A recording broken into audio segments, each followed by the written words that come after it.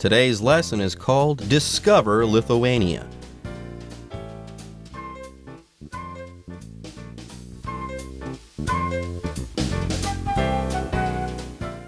Hello, everyone. My name is Jeff. I am Roger. Today we're going to continue talking about Lithuania, one of the three Baltic republics there next to the Baltic Sea, which of course include Latvia, Estonia, and Lithuania. Yeah, it's kind of close to Russia there. And of course, it's also close to Finland. And these are kind of obscure, out-of-the-way countries. We're talking again specifically about Lithuania, whose capital is Vilnius, and that's where you're probably going to start. As we mentioned last time, you can go to the old town, you can check out St. Anne's Church and the cathedral there, and let's see, what else can you do? You can go see the place where 2 million people stood side by side forming a human chain. They joined there and they were protesting Soviet rule. It was quite the human chain, quite the miracle. Now, you just named all three Baltic states, okay? Latvia, Estonia, Lithuania. Now, you also mentioned that the capital of Lithuania is Vilnius. And during day one of our article, we also talked about the capital of the two other Baltic states. We mentioned that Tallinn is the capital of Estonia. And then I mentioned the capital of Latvia, that third Baltic state. Roger, do you remember the capital of that third Baltic state, Latvia? No, but I'm sure you'd love to tell us the answer. Riga, R-I-G-A, fun fact. We always like to have fun here on our program. Anyways, let's go ahead and take a short break right now, but when we come back, we'll start part 2 of our article called Discover Lithuania.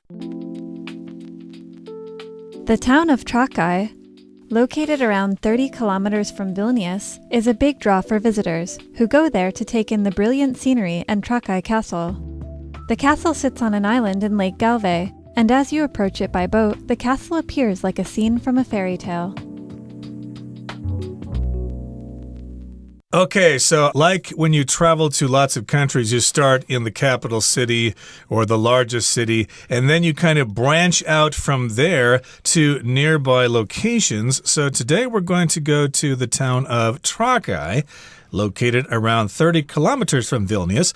It is a big draw for visitors who go there to take in the brilliant scenery and Trakai Castle. So again, that's the name of the city here, Trakai. It's not too far from Vilnius, just 30 kilometers. So if you get on a bus or something, it should take you about an hour or so to get there. It could be a day trip from Vilnius there. But of course, it's very attractive to visitors. We've got this big draw there. Here, draw as a noun just refers to something that attracts people. Like here in Taiwan, a big draw for foreign tourists is Taroko Gorge. They've heard about it. They want to come and check it out. Or another big draw is the Palace Museum. It's got an exquisite, extraordinary collection of ancient Chinese art. There you go. Now here, we learn next why people actually go to this place, the town of Trakai. Apparently, there is a castle there. Okay, Trakai Castle, and from there, you can take in brilliant scenery, very beautiful scenery, amazing scenery. There are great landscapes to be taken in there, or great views to behold. Now, here's a thing to remember, though. You can't have views, you can't have landscapes, but you can't have sceneries. Okay, the word scenery here is non-count. That word sceneries just does not exist. So if you want to talk about those great views, or those great landscapes that you can take in there and see, you would refer to these things as being scenery. Anyways, let's go ahead and move on and learn some more about Trakai Castle. Yeah, that's what you want to go see there, but it's kind of cool because the castle sits on an island in Lake Galve. Okay, so you can check out the castle and the scenery at the lake as well. And as you approach it by boat, the castle appears like a scene from a fairy tale. And indeed, if you see those pictures of that castle, you'll swear you've seen that before when you were a kid reading a storybook. reading fairy tales about ghosts and goblins and fairies and knights and damsels in distress and kings and queens and stuff like that. Yes, indeed, they might live in a castle like that. I think it has like orange tiles on it. It's really cool. It's really cool. It might not be the same as that castle that you see before a Disney movie starts, which that castle actually exists. I believe it's in Germany, but it's still pretty cool when you see it. When you approach it by a boat, you think, hey, I am in a fairy tale. How awesome, how cool. All right, folks, with that, it's time for us to take a short break, but when we come back, we'll be learning some more about Lithuania. While Vilnius is the capital, many Lithuanians consider Kaunas to be the true heart of the country. It has many impressive buildings, including the House of Perkūnas, with intricate arches on its main facade. There's also the town hall, which you'll recognize by its tall central tower and gleaming white exterior. Kaunas's main no-car zone is Laisvės alėja, lined with cafes and restaurants that invite you to try some typical local foods, such as fried donuts called sporga and potato dumplings known as zeppeline. 各位好，第二部分我们看到单字 intricate 这个字是形容词，指复杂精细的、错综复杂的。例如 Only a specialist can repair this intricate grandfather clock. 只有专家才能修复这台精密的老爷钟。或是 The movie has an intricate plot that some viewers may find difficult to follow. 这部电影剧情错综复杂，有些观众可能跟不上。接着我们看到一个名词 facade 指大型建筑物正面、外观、假象，像是 The facade of the building was damaged in the war. 这栋建筑物的正面在战争中损毁，或是 His generosity in front of everybody is all a facade. 他在大家面前的慷慨举动只是个假象。再来，我们看到单字 exterior 这个字是名词，指外观、外部、外表。举例来说A fire damaged the exterior of the car, and it badly needs to be repainted. 大火损毁了汽车的外观，急需重新上漆。另外，这个字也可以是形容词，指外面的、外表的、外来的。例如 The exterior walls of our company will get a new look next week. 我们公司的外墙下周会焕然一新。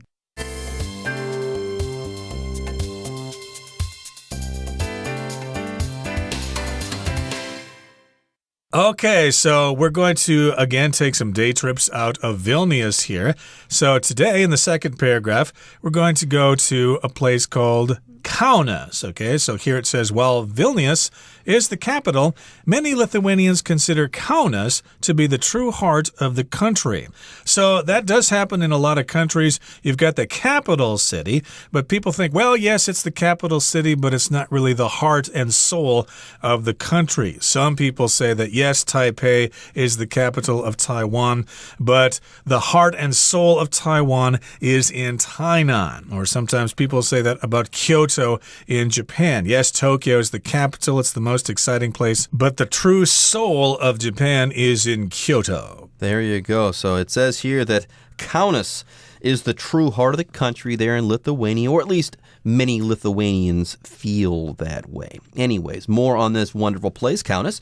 It has many impressive buildings, including the House of Perkūnas, with intricate arches on its main facade. So there you go. I'm hearing a theme kind of echoing from place to place here when we're talking about Lithuania. Go to Lithuania. There's a lot of great stuff there, but the architecture and the buildings to be had there, whew, they are amazing. Many styles, many historical periods are represented there. You can do that in Vilnius, take in the architecture there, or move to a place like Kaunas, and yes, you won't be disappointed as far as the buildings are concerned, or the styles of the buildings to be found there, the architecture. Yeah, it's going to impress you. Anyways, we've got three things to talk about in this sentence. First of all, we've got the word intricate. If something is intricate, it's very complicated and delicate. That's right, with a lot of details, probably a lot of carving, like Longshan Temple in Taipei. There are a lot of intricate carvings in that temple. And in this particular case, we're talking about intricate arches on the main facade. So an arch is a structure that starts at one side, it curves up into the air and comes down on the other side, like the golden arches of McDonald's, of course, or the arch in St. Louis. So here we've got some arches on this building, the House of Perkunas, and those arches are on the main facade. The facade is like the face or the front part of the building. Yeah, it's not the facade, okay?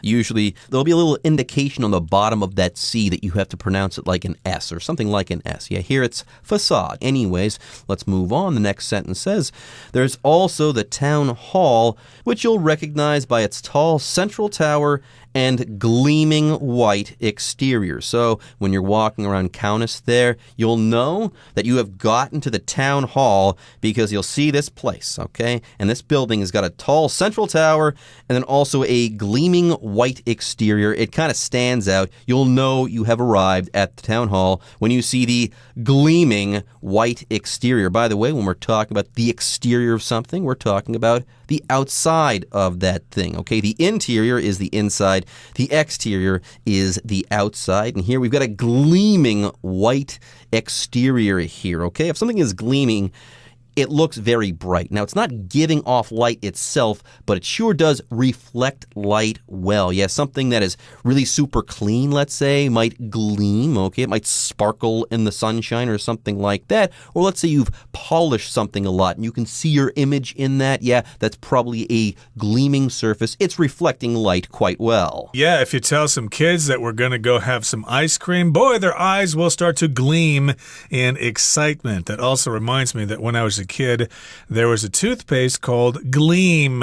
If you use that toothpaste, your teeth will be really white and bright. So this particular exterior or the outside of the town hall is gleaming. It's really bright. It's really spectacular. And of course, we've got the tall central tower there. So this is quite a sight to see. Now, moving on here, it talks about some area of Kaunas here. The main no-car zone is Laisvės alėja. Okay, so that's the main no-car zone there. It's a part of the city where cars are not allowed. There you go. Don't go to this place and think, all right, I'm going to rent a car and drive through there at top speed because you know what? That will not be allowed. This is a no-car zone, which is great because you've got cafes here and restaurants and it's nice and intimate and quiet. Yeah, cars would ruin the whole scene, so I'm glad that we have a no-car zone. Anyways, more on this no-car zone. It is lined with cafes and restaurants that invite you to try some typical local foods, such as fried donuts called sporga and potato dumplings known as zeppeline. How about that? So we finally gotten there. We are now eating some Lithuanian food. Oh man, just the thought of going to Lithuania and going to this zone and chowing down, it's making me very hungry. My mouth is watering already. I hope they have something tasty to drink as well. Okay, that brings us to the end of the second part of our lesson. Let's move on now to the third part. End your journey at the Hill of Crosses, which has over 200,000 crosses standing on it. The collection supposedly began in the 19th century, as people erected crosses there to remember their dead loved ones. When the wind blows, the crosses chime, creating an eerie atmosphere. Lithuania charms those who prefer a holiday off the beaten path. If you're one such traveler, then this Baltic nation may be right for you.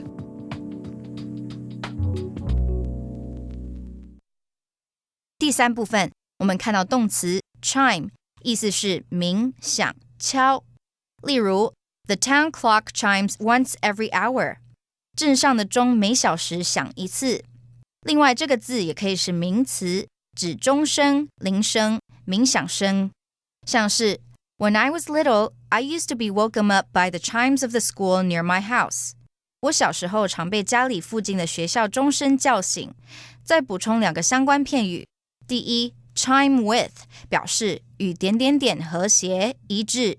举例来说 Jenny's reviews on the new shop chimed with mine. Jenny 对新开幕店家的评论和我的一样。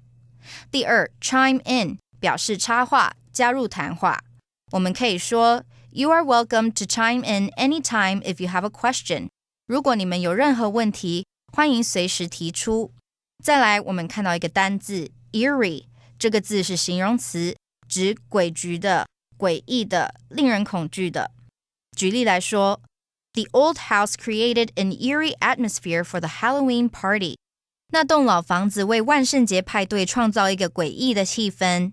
最后我们看到片语 off the beaten path or track， 表示远离尘嚣的、人迹罕至的、偏僻的，像是I don't want to see only the famous tourist sites. I also want to go off the beaten path. 我不想只看有名的旅游景点，我也想去人烟罕至的地方。或是 The restaurant is off the beaten track, but it's one of the best places to eat in town. 这间餐厅地处偏远，但它是城里最棒的用餐地点之一。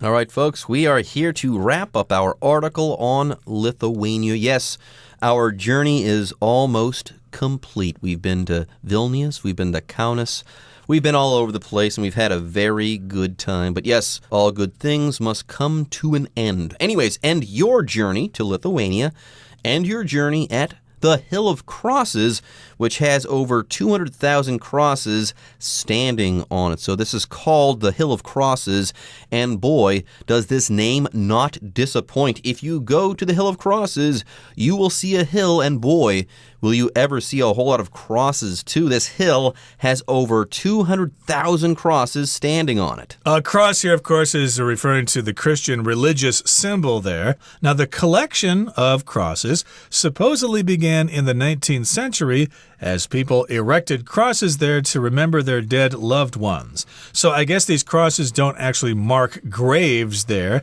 They kind of represent people who have died and were buried elsewhere. So basically, supposedly, this tradition of putting the crosses there began in the 1800s.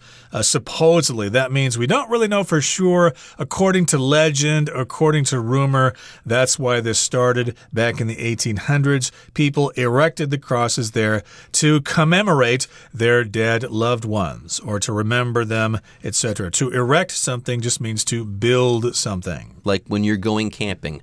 When you're going camping and you arrive at your campsite, the first thing you should do is erect your tent. Yeah, put your tent up, erect your tent. Make sure you have a place to go when you have reached your campsite. Anyways, more on the Hill of Crosses. When the wind blows, the crosses chime, creating an eerie atmosphere. So when you go to the Hill of Crosses, not only will you be impressed by how it looks, but there is also a feeling there, a tone there, okay, that you are going to feel. It's a very eerie feeling, a very eerie tone, or you can say that this is an eerie atmosphere. Yeah, usually the word atmosphere refers to that blanket of air that surrounds planet Earth. That's not the case here. If you're talking about the atmosphere of a place, you're talking about how that place feels to you, how it makes you feel, the tone of that place, so on and so forth. The atmosphere, right. And of course, those crosses make an interesting sound there when the wind blows through them.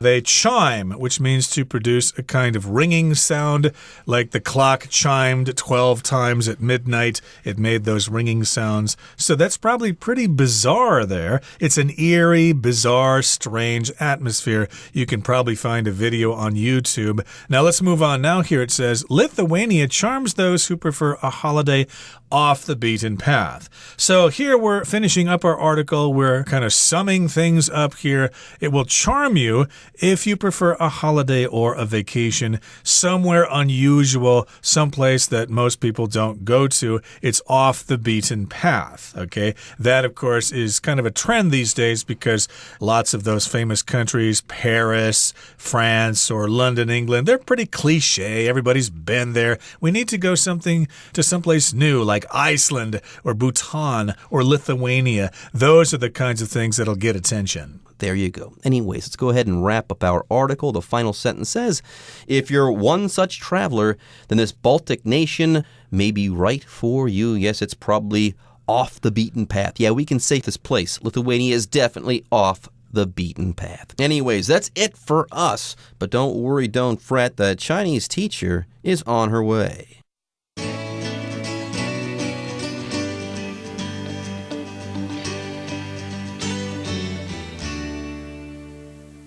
各位同学大家好，我是 Hanny。 我们来看今天的文法重点。课文一开始介绍到特拉凯城，那么游客会去那边欣赏绝美的景色以及特拉凯城堡。课文句子用到 take in 来表达观看、参观。好，这个片语常常用来表达欣赏、参观，像是欣赏景色啊、参观景点等等。像我们可以说 Our trip to Kyoto will take in several ancient temples.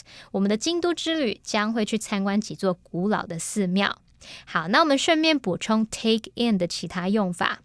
第一种，它可以表达摄取、吸收。好，那也可以用来表达像是讯息、资料、知识等等的那种理解、吸收。举例来说 The students remained silent as they took in the professor's lecture. 学生们在听教授讲课的时候全都保持安静。好，第二个意思是表达提供住所、收容、收留。例如说 They took in 2 stray cats. 字面上好像说他们把2只流浪猫带进来，也就是说他们收留了2只流浪猫。好，第三个用法是表达欺骗、愚弄某人，常常会用被动语态 be taken in by somebody 来表达被某人给骗了。举例来说Jill was taken in by a man who said he was collecting money for a charity. Jill 被一个说要替慈善机构募款的男子给骗了。好，那么课文第三部分他介绍到十字架山，那个地方树立的十字架有超过20万个哦。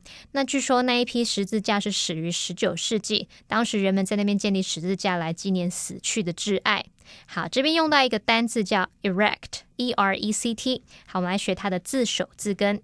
RECT 这个字根带有正确、恰当或是使什么变质或者是引导的意思，像 correct 正确的，还有 direct 直接的，这2个字里面也都有这样的字根。好，那么在 erect 这个字当中呢，它的字首 E 是来自 EX， 在这边表示向上的意思。那么字根 RECT 表示使什么变直。当我们在搭帐篷的时候，是不是要让它向上立起来？还有当我们在立一道墙或是设立一座雕像的时候，这个物体看起来是不是向上直挺挺的往上立着？